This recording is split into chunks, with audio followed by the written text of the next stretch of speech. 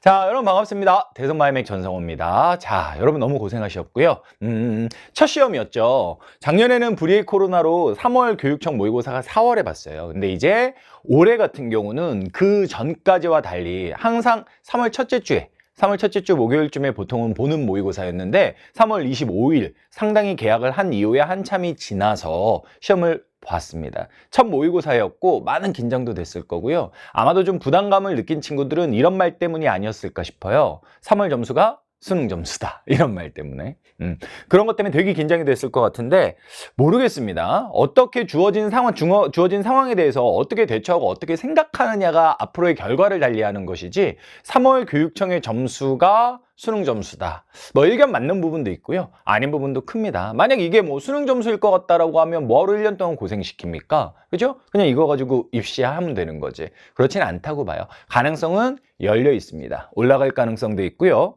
내려갈 가능성도 엄연히 존재합니다. 어떻게 여러분들이 받아들이냐에 따라 다른 것 같아요. 자, 이 시간에는 좀 짧게 여러분들하고 전반적으로 우리가 어떤 것들이 이제 중요 포인트였고 어떤 부분으로 우리가 앞으로의 공부 방향을 잡아야 되는지에 대해서 조금 말씀을 드리려고 합니다. 그래서 이름하여 총평 및 학습 가이드. 단순히 문제가 어땠다라는 언급뿐만 아니라 전반적으로 여러분들이 공부해야 될 방향에 대해서 조금 어떻게 보면 두루뭉실할 수도 있지만 어떻게 보면 조금 직격해서 여러분들이 필요한 것들을 말씀을 드리려고 합니다. 자, 일단 어떤 문제가 어려웠는지 한번 살펴보시면 쌍지니까 간단하게만 말씀드릴게요. 한국지리에서는 뒤쪽에 이렇게 어려운 문항들이 있어요. 핵심은 뭐냐면 작년 수능 제가 이거는 자세하게 말씀드릴게요. 작년 수능의 검토팀이었던 분이 이것도 역시 출제를 한 거예요. 그러니까 작년 수능보다는 조금 문제가 더 어려워요. 오히려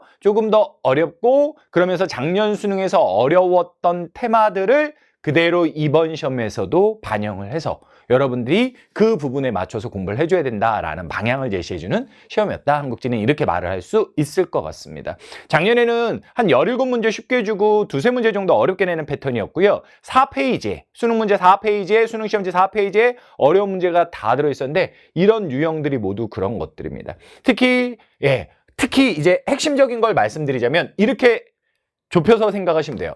인구하고 도시단원이에요. 이제 핵심은 인구하고 도시단원입니다. 인구하고 도시단원. 이 두 개는 문제를 엄밀하게 분리해서 내기 어려운 측면도 있는데 한국지리에서는 인구하고 도시가 핵심이었고 그게 무려 11, 12, 14번 이렇게 세 문제에 걸쳐서 들어 있었습니다. 이게 정말 중요한 거고요. 정말 중요하고 그리고 또한 최근에 문제가 어려운 농업 문제. 최근에 문제가 꽤 어렵습니다. 이제 농업 통계가 노출될 만큼 노출됐고요. 작년 6월 달엔 좀 장난도 치고 뭐 그랬어요. 뭐 장난이란 게 별건 아니었지만 기출에 나왔던 것 중에 학생들이 이게 뭐지? 이렇게 지나치기 쉬웠던 것들을 가지고 내기도 하고 그랬었습니다. 근데 농업 문제는 그냥 낯설어.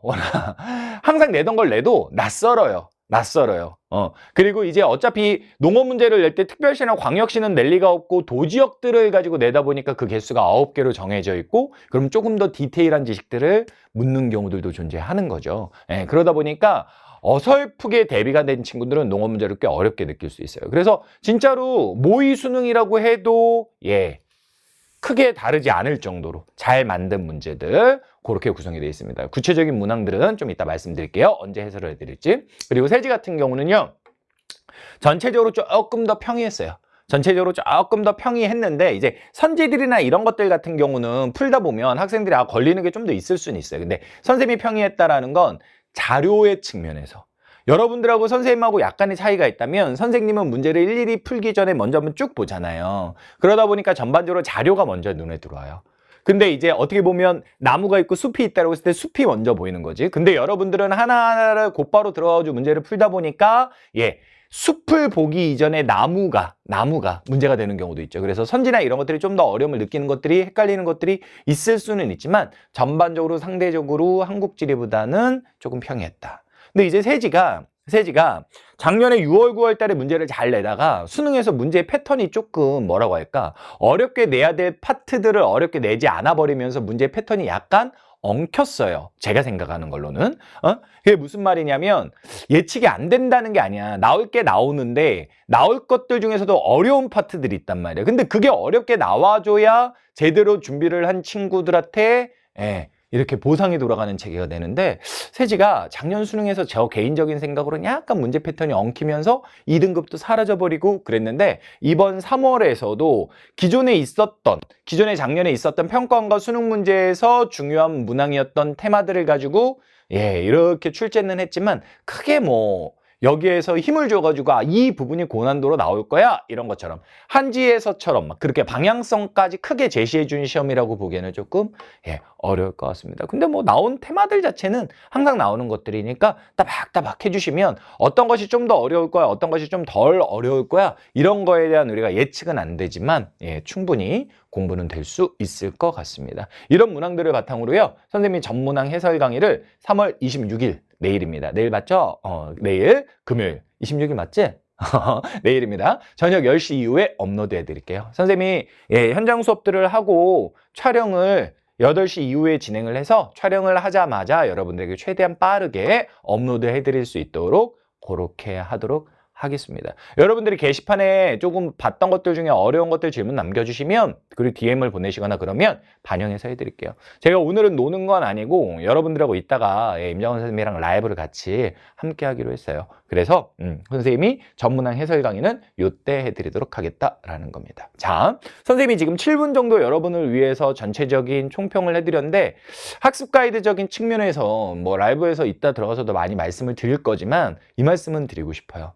지금 이제 문과, 이과의 구분이 없어졌는데 어찌됐건 문과 친구들이 살 수 있는 가장 핵심적인 것은 가성비가 좋은 거는 사탐이다. 사탐이다. 그러니까 사탐, 마음이 국어 수학이 급하지 당연히. 영어 포함해가지고 국영수 주요 과목이 급하지. 그래서 사탐은 뒤로 미뤄뒀을 가능성이 좀 있어요. 근데 탐구에서 시간을 많이 쓰라가 아니라 시간을 먼저 써서 예년에 선배들이 했던 리듬에 비해서 선배들은 대부분 여름 이후에 하면 돼 이런 말 했을 거야. 그런데 그것에 비해서 조금 땡겨가지고 사탐 점수를 안정적으로 확보를 해둬서 거기에서 나오는 표점을 바탕으로 조금 사탐 같은 경우는 좀 높은 점수대를 항상 유지해 줄 수 있는 그러면서 예측 가능한 그래서 수학이나 이런 부분에서 조금 어려움을 겪더라도 그런 것들이 어느 정도 만회될 수 있는 그런 학습 계획 학습의 밸런스를 좀 짜야 될 것 같다라는 말씀을 드리겠습니다. 그래서 이제 구체적으로 선생님 커리로 말씀드리면 선생님이랑 무지개를 겨울에 같이 했던 친구들은 이제 오로라로 들어오면 돼요.